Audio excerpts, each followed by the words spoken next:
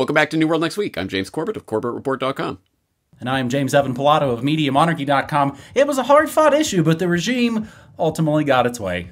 We have got that story, plus dimming the sun. But first, this is extremely dangerous to our democracy. Soros preps takeover of 200 radio stations ahead of U.S. presidential election. Grabbing this from Zero Hedge. America's second largest radio broadcaster could soon emerge from bankruptcy with a new shareholder, Soros Fund Management. According to Bloomberg, the investment firm founded by the Trump-hating billionaire George Soros acquired $400 million of Odyssey's highest-ranking debt, Odyssey, A-U-D-A-C-Y.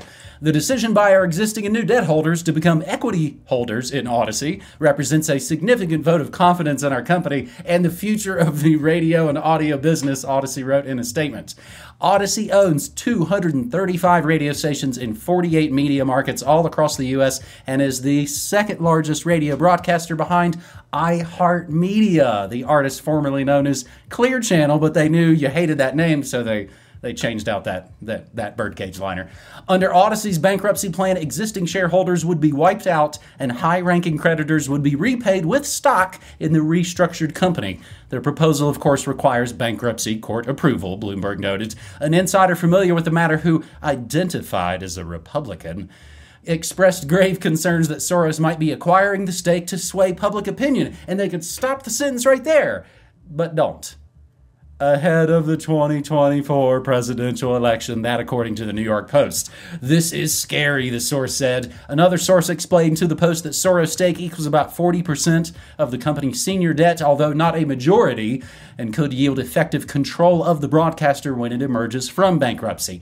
Last summer, Soros joined a group of leaders, including Fortress Investment Group, who paid $350 million for bankrupt Vice Media, the leftist media outlet that once commanded a $6 billion valuation. Broadcast radio and TV are in significant decline. Suppose Soros believes he can wield propaganda power through acquiring legacy media. But the question is, in that case, he should reconsider the target audience demographics. Hardly anyone with a smartphone or computer tunes in regularly to the sad old radio. Billionaire Soros to become biggest stockholder in U.S. radio company, and now the kid's dating Hillary's old wiener lady. Huma Abedin and George Soros' son Alex reveal relationship in Valentine's Day photo from Paris, James, which I'm sure they flew to in an electric plane to eat crickets, right? This just in. Breaking news, corporate media owned by globalist Epstein-connected scumbags. James? Yeah. Well, maybe Alex is going to fritter away the family fortune by whining and dining Huma, and we won't have to worry about them anymore. One can only hope. You know, my take on this is kind of what you're gesturing to there with regards to this. I don't want to be one of those pampered, out-of-touch, reality bubble left coasters. Like, I don't know anyone who voted for Trump. How did, that kind of person. But honestly, let me think about all the people in my life who I know whose political information, let alone decisions, stem from the radio. Rounded to the nearest digit, that would be precisely exactly zero. Nobody. So it's a bafflingly weird decision if people really think this is going to have some sort of vast political ramifications or even effect on the public mindset generally. It's one of the things that I read in one of the 18,000 navel-gazing think pieces I've read in the dinosaur media about the end of the dinosaur media lately. So, someone made the point, well, not even the billionaires are coming swooping in to save the day anymore. Jeff Bezos and people like that eating up the media is a thing of the early 2000s, but no one's really doing that anymore. Well, here's Soros throwing a bone to the radio industry, but I don't know what difference it's going to make, but actually I feel like maybe we shouldn't tell them. Maybe they really think that this is still an important media and that people aren't getting their media from on-demand direct sources on the online these days, but whatever. Okay. I am let's just say I'm skeptical that this will have a huge ramification on anything, let alone the presidential selection that's already been decided on in the voting machine industry anyway. It's got to be for just further consolidation and that control and that power. And man, I mean, I've been following the story with Bandcamp, this online music platform for artists and bands to sell their music right through the platform. They were bought by the makers of that Fortnite video game, Epic. I was like, oh, I don't know if this is going to be good. But they didn't change a thing, and everything was all cool until they sold it another year later, and now it's owned by some scumbag bankster hedge fund. In a stroke of a pen, now that this is all going to be essentially handed over to Soros, couldn't in one moment it be like, oh, Apple now owns 80% of the radio stations in America? And that would be what? A great way. Apple's bringing back the radio. I can see the ad campaigns now, James. Again, I am a lifelong radio devotee. So to see stories like this, one, kind of pisses me off, but two, it's like, man, you guys sunk that ship decades ago. Radio was taken over by a bunch of bean counters and people that aren't passionate, awesome music culture fans like me. And that's why it sucks. That's why I make Media Monarchy. And that is how we get going on New World Next Week, episode 545, I believe that is, James. And for our second story, we move to France, for France's Pfizer amendment could possibly turn mRNA critics into criminals. Grabbing this from vigilantnews.com on Wednesday, February 14th, Valentine's Day, when Huma and Soros were hanging out. A highly controversial law was pushed through, also in France, through the National Assembly in France, potentially turning a critic of mRNA treatment into a criminal. The draconian law, quietly passed with virtually no debate, could throw anyone who advises against the use of therapeutic or prophylactic treatment, including experimental mRNA gene therapy, into prison for up to 3 years and pay a hefty fine of 45,000 euros. The law aimed at strengthening the fight against sectarian excesses. Bill initially proposed back in 2022 after the initial excitement of getting jabbed by a stranger in a parking lot with something they knew nothing about just to get a free donut. Once that excitement had kind of worn off, it's the inclusion of the creation of an offense to punish provocation to abandonment or abstention of care that sparked such fierce controversy. The French government's alleged reasoning for this measure is that they hope it will help convict pseudo-therapists and protect victims of sectarian abuses. TKP, a blog for science and politics, reported on the news with a particular focus on Article 4 of the new law. The report reads, "It was a hard-fought issue, but the Macron regime ultimately got its way. Article 4 is central to the new law, which was first deleted, but then reinstated." See how they do that kind of rope-a-dope thing, and you get tired, and then they actually come back and get you?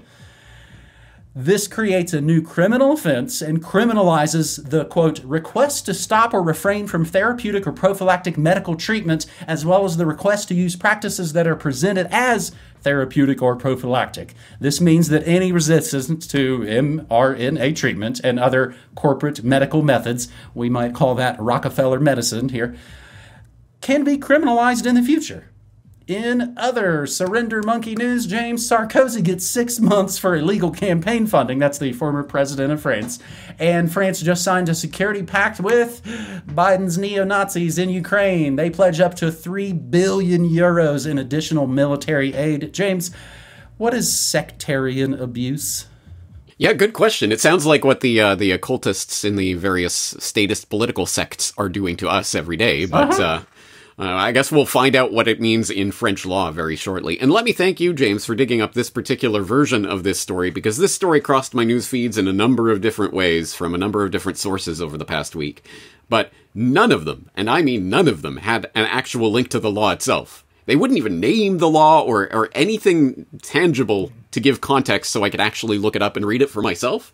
But this particular one that we're linking up here has the actual link to the law. So you can go to the French Senate website and actually read it or translate it into English if need be. But there it is. Yes, okay. And then you can scroll down and see Article 4 and what it's adding to the, specifically what part of the French Penal Code. I don't know. For people like me, I just think it's important to actually link to the law that you're writing about. So Good that it's happening here. Anyway, yes, it is there. It is in black and white. You can go read it for yourself. And yeah, of course, it's vague enough that it could be anything that the French government deems to be a valid prophylactic treatment, mRNA or otherwise. But surely, if this law had been in place in this form 3 or 4 years ago, you better believe they would have been using it for the scamdemic.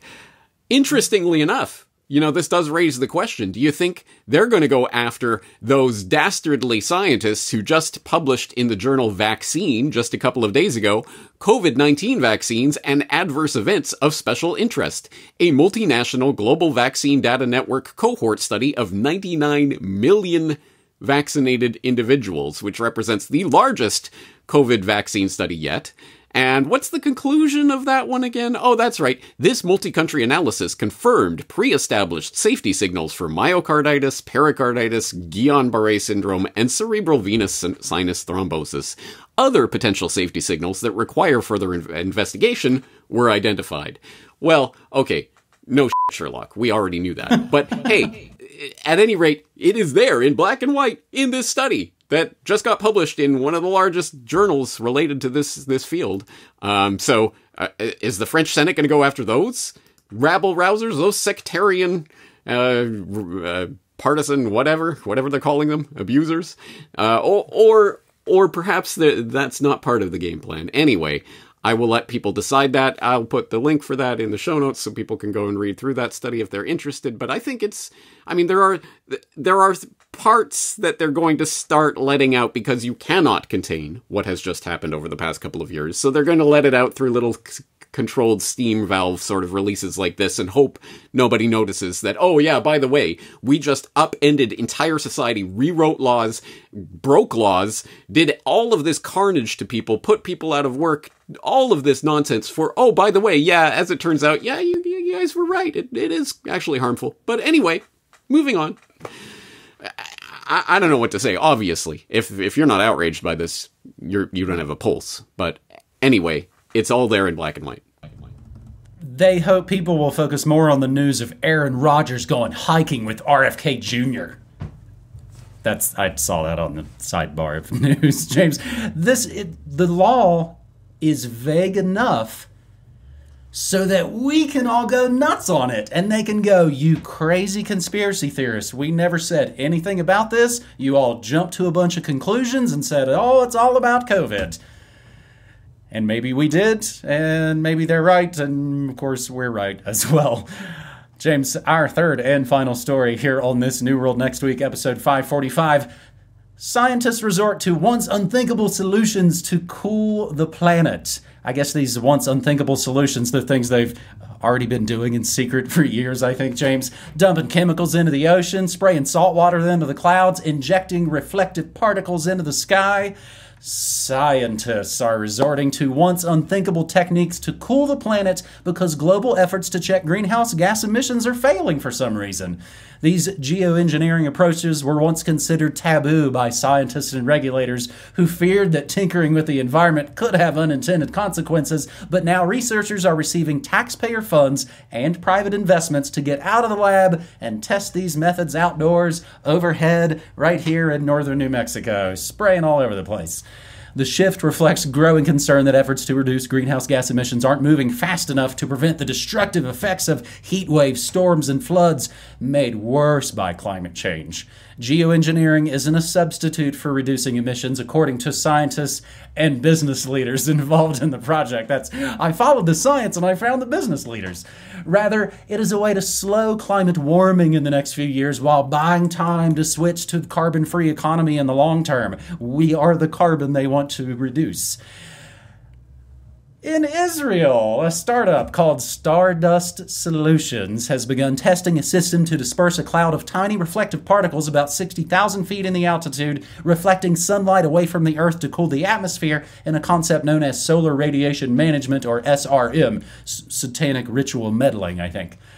Yanai Yedvab, Stardust chief executive and former deputy chief scientist at Israel Atomic Energy Commission, with all those nukes they don't have, wouldn't disclose the composition of the proprietary particles, but you can be assured they are safe and effective.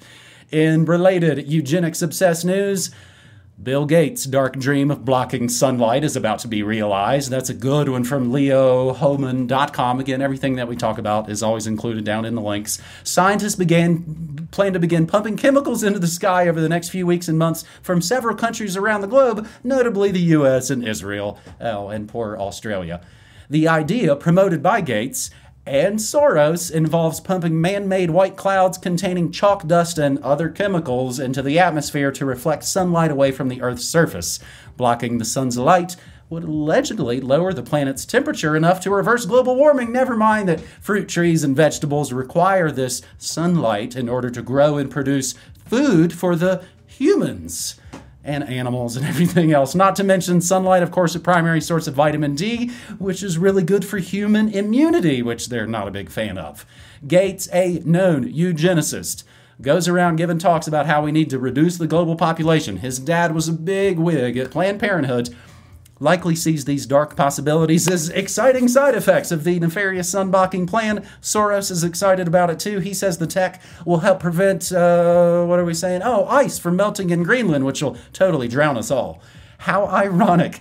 I hadn't thought about this, James. How ironic that the very globalists who are doing everything in their power to destroy human civilization claim to be worried that global warming might beat them to the punch. Hey, we were going to kill those useless eaters, but, our Cobra weather dominator did it first. No fair. Bill Gates' plan to fight climate change by blocking the sun begins, and we all voted on it. We all had a say in that. New World Next Week flashback just about a year ago, March 3rd, 2023. UN supervillains threatened to dim the sun, and now a year later, here it is. And in what might seem like related good news at first, James, JP Morgan Chase and BlackRock have dropped out of the massive UN climate alliance in a stunning move, Fox Business claims. And you read, and why are they doing this? Because they don't believe in it or anything? No, it's because they're going to do it themselves. Those Epstein-connected banksters can run their own climate indulgence scams. Thank you very much, James. Unfortunately, exactly right. It's not that they're giving up on it, it's just they're going to do it their own way. But why are they going to do it their own way? It's because there is too much attention now on this climate alliance, big brouhaha, and the UN and all this, and you got that movement of people who want to disinvest from BlackRock because of all this. We'll just take our name out of the headlines, we'll take our name out of these alliances, we'll still do it. We'll just not publicize it, and it'll go away. That's what they think. But actually, once again, that speaks to our power. When we bring focus and attention and ring the alarm bell about this, and people start getting upset, and people start disinvesting, then they have to at least pretend to do something fig leaf of, oh, don't worry, we're not doing that anymore.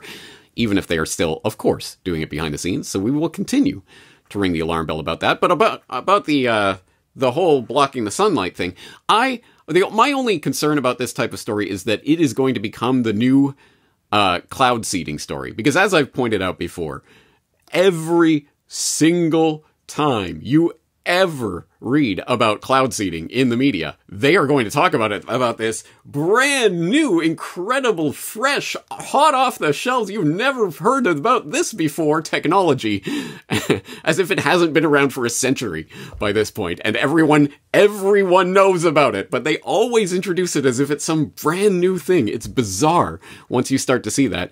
And unfortunately, I think when we get to stratospheric aerosol injection, it's starting to be exactly the same thing. There's this wacky, crazy new idea you've never heard of that's just starting today. Nope, it's been going on for decades. We know about this. They've been openly talking about it. You have entire fields of research and vast teams of researchers who've been working on it and talking about it, holding conferences on it. You've had the CIA director out talking about it.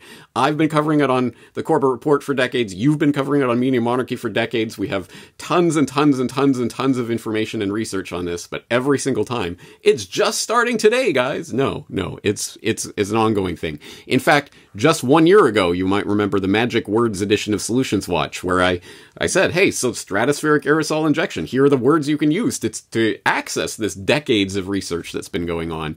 And at that time, I was talking about Make Sunsets. Remember that company, and how Mexico was going to ban whatever PR nonsense they were doing with sulfur-laden balloons, weather balloons, and what have you. Yeah, again, this has been going on for a while, so it is not new, and it's not in response to any particular call from any of the oligarchs. But certainly, I mean, yeah, absolutely, the Gateses and the Soroses, etc., have their snoots full of this type of idea and are certainly bankrolling it because, precisely as you indicate, they want to beat the weather gods to the punch and depopulate the earth of all the useless eaters. Again, that's the big agenda, and we've been ringing the alarm bell about it for decades. tons and tons of information at CorbettReport.com, tons and tons of information at MediaMonarchy.com. I hope people are making use of that, and don't fall for that trap of thinking that this is new, simply because, hey, let's make a new headline about how this wonderful new thing, or this horrible new thing that's happening. I think unfortunately, if their audience is basically a bunch of Apple mind control goggle people, they probably don't know about it, and they can introduce it as though it's this brand new thing that's been around for 100 years. Well, it's kind of like the European Union in that way, James. You said fig leaf. I almost made a fig leaf joke right on the fly when I read Forest Investment Group, FIG, is fig leaf to cover up what they're really doing. It is a rich tapestry here in the New World Next Week kingdom. Now might be a good time for people to brush up on Farmer Billy with the Who is Bill Gates DVD available at newworldnextweek.com, along with all the other documentaries, archives, digital downloads, hoodies, and hats that help support our fear-free, ad-free work. And remember, I play this exclusive audio after my Thursday morning show on my radio that isn't owned by Soros, and it is at MediaMonarchy.com/listen. Indeed, James, that is New World Next Week, episode 545. I don't know if that's been our super shorty 10-minute one we keep striving for, but we'll get there. We'll get it under 21 of these weeks anyway, but James, I do appreciate all the info you're bringing, so keep doing it. Looking forward to talking to you again. Me too, man. Thanks so much. Take care.